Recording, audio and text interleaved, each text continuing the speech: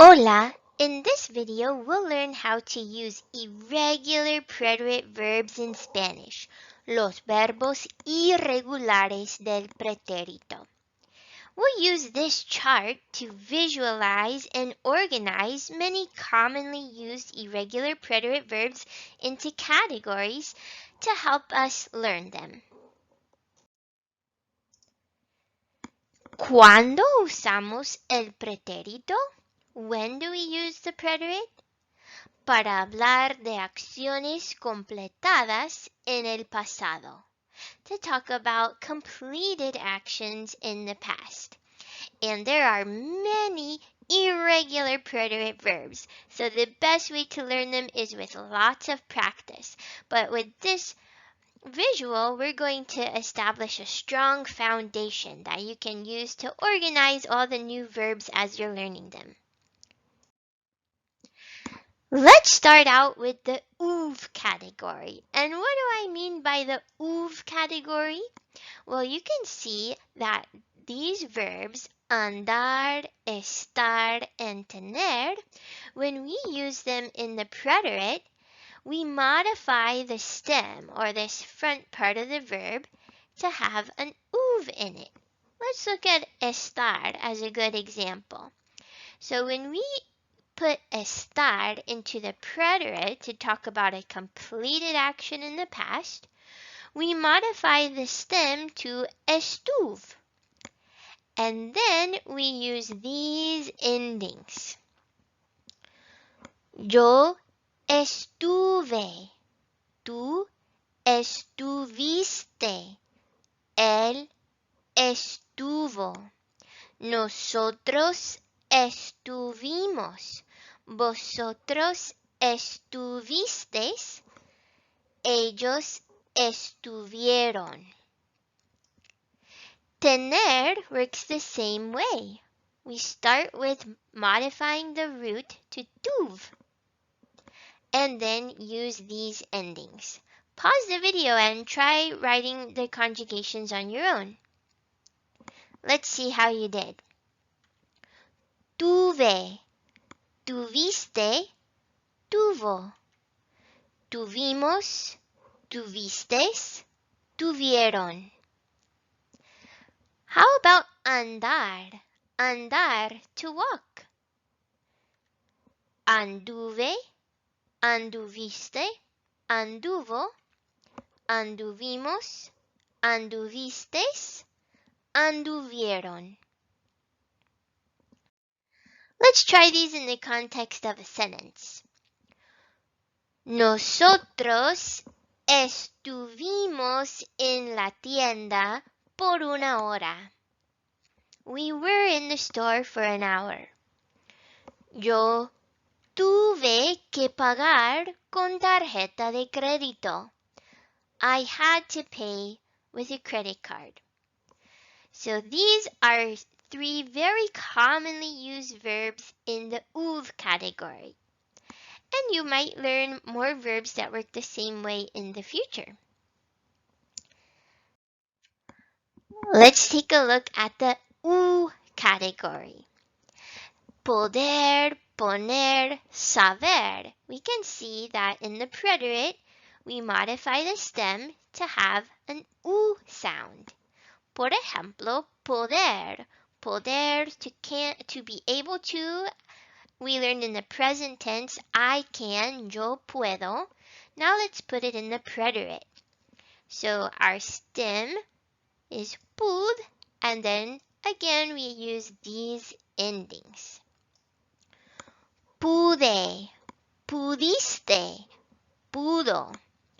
Pudimos, pudisteis, pudieron. Now try it for poner. To put, to set. Take your modified stem and add these endings.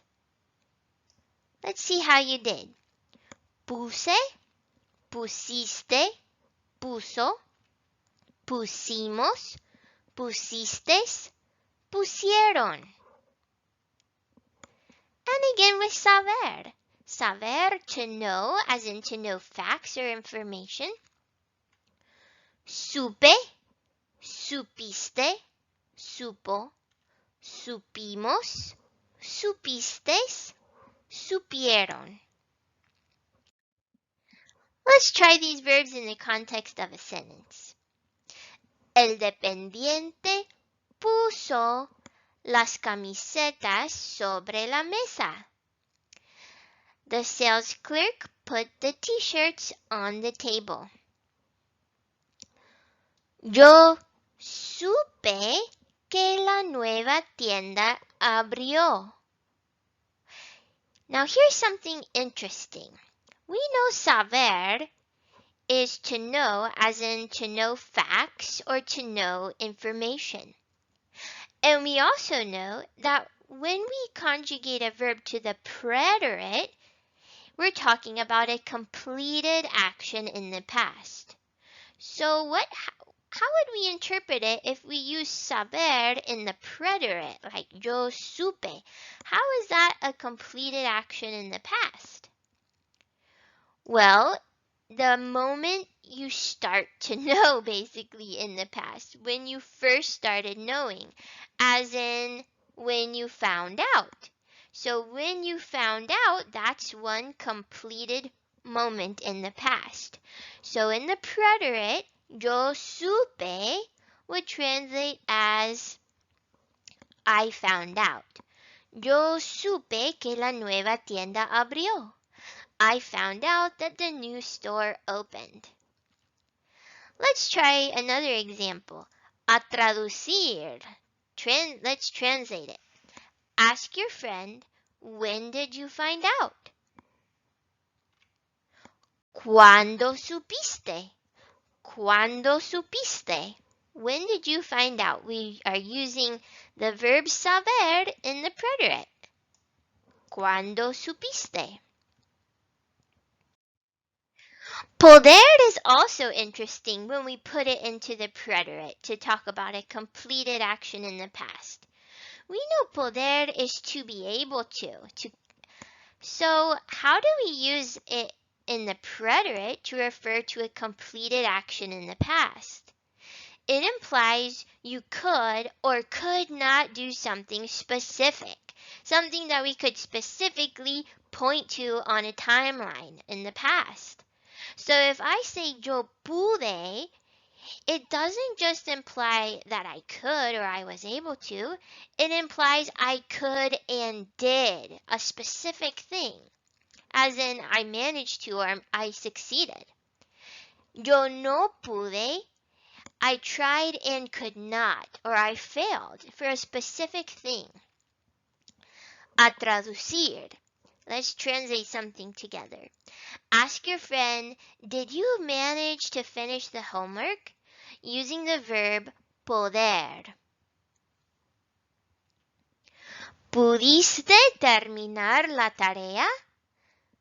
Pudiste. That's asking, did you manage to? Did you actually finish the homework? Your friend might reply, sí, pude terminarla anoche. Yes, I managed to finish it last night, as in I could and I did finish it. Or, no pude. Let's go to our next category, y. We can see that all of these verbs, hacer, querer, venir, when we put them into the preterite, we modify the root to have an y sound. We modify the stem. Por ejemplo, el verbo hacer, to do or to make, yo hice. Tú hiciste. Él hizo. Notice we have a spelling change for hizo. Él, ella, usted hizo. Change your C to a Z. Nosotros hicimos. Vosotros hicisteis. Ustedes hicieron. Venir, to come, works the same way. Try it on your own. Use this modified stem, bean, and then add these endings. Let's see how you did.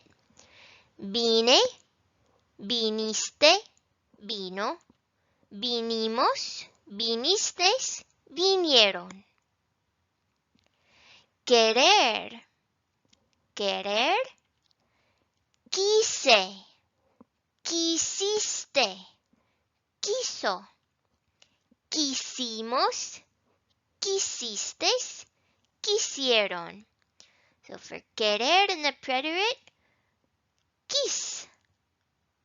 And then use these endings. Mi madre vino al centro comercial conmigo. My mother came to the shopping center with me. Nosotros hicimos un almuerzo delicioso ayer. We made a delicious dinner yesterday. Querer. Let's take a special look at what happens when we put querer to the preterite. We've learned that in the present tense, querer could translate as to want or to love.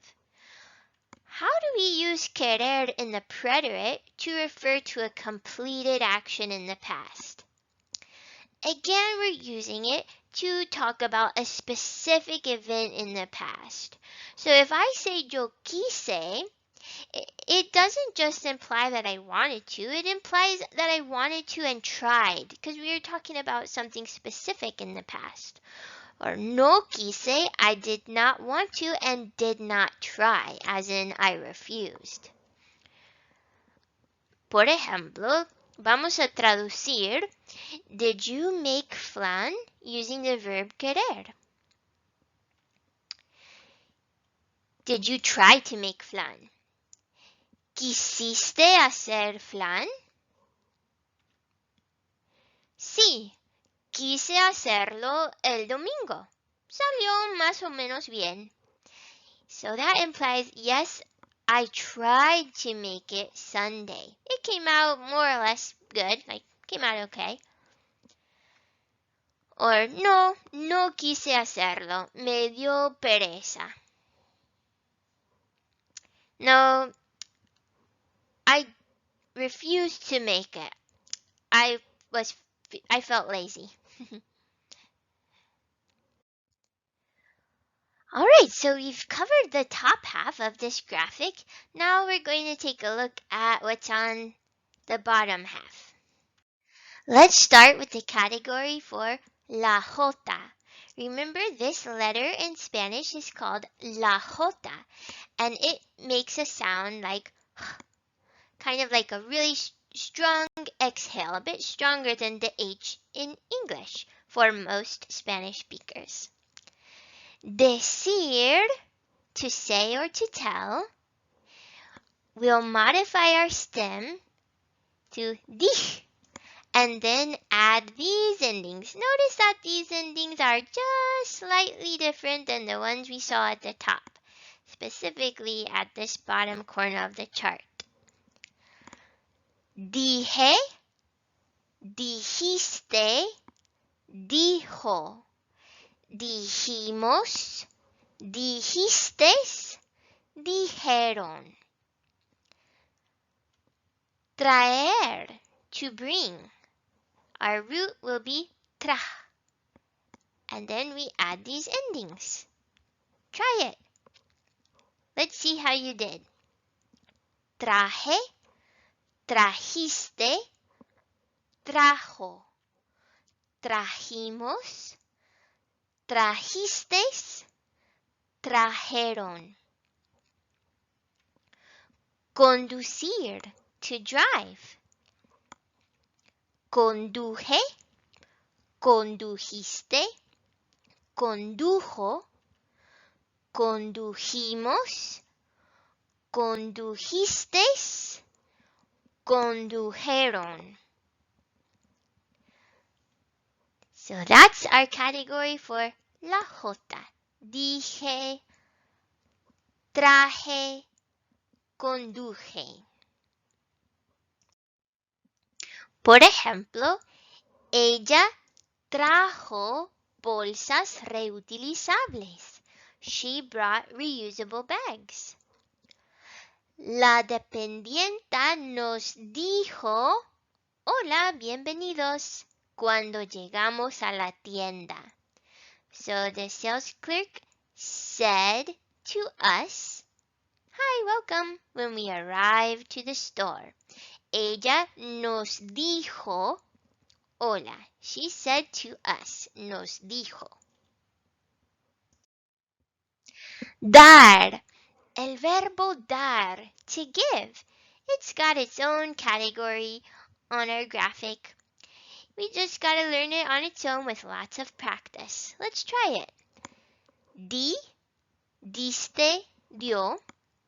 Dimos, distes, dieron.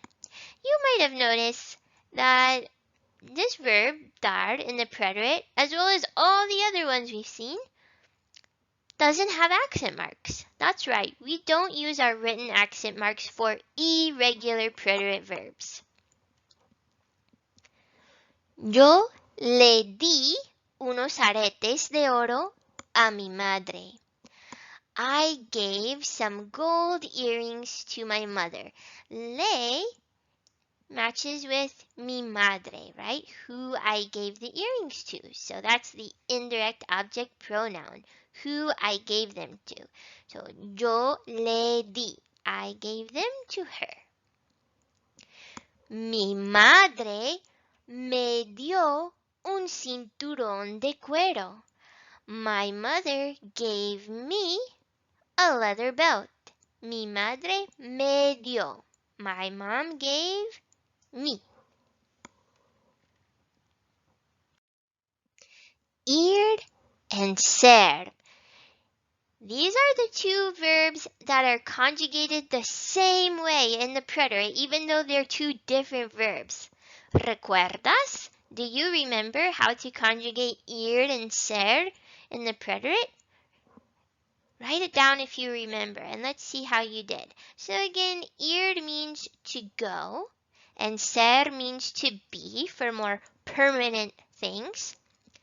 And they're conjugated the same way in the preterite. Fui, fuiste, fue. Fuimos, fuistes, fueron. How will you know which verb the person is saying since they're conjugated the same? Well, remember, language is always in context, so you'll know whether the person is using ir or ser based on the context of the conversation. Por ejemplo, ¿a dónde fue Eduardo ayer por la tarde? Él y su hermano fueron a la zapatería para comprar botas nuevas.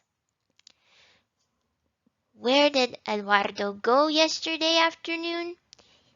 He and his brother went to the shoe store to buy new boots. ¿Cuándo fue la boda de Daniela? El año pasado, ¿verdad? When was Daniela's wedding? Last year, right? ¿Cuándo fue? When was it? Ahora, a practicar. We have learned how to conjugate many irregular preterite verbs, and we used a graphic organizer to help us visualize and categorize these new verbs we're learning. But the best way to really master them and to be able to use them in authentic conversation is to practice a lot in ways that are meaningful and enjoyable to you. So you could watch more YouTube videos on this topic, play games, make your own games, make flashcards, practice writing them down in different colors, however you like to study. One way that I really like to learn languages, escuchar música, to listen to music. Here are some songs that feature a lot of preterite verbs. Hoy desperté, fuiste tú, ya no sé qué hacer conmigo, ¿Qué hiciste? Do you know any other songs you recommend that have a lot of preterite verbs in them? I'd love to know. Gracias y nos vemos. Thanks and see ya. Good luck with your irregular preterite verbs. And I'm here if you have any questions or comments.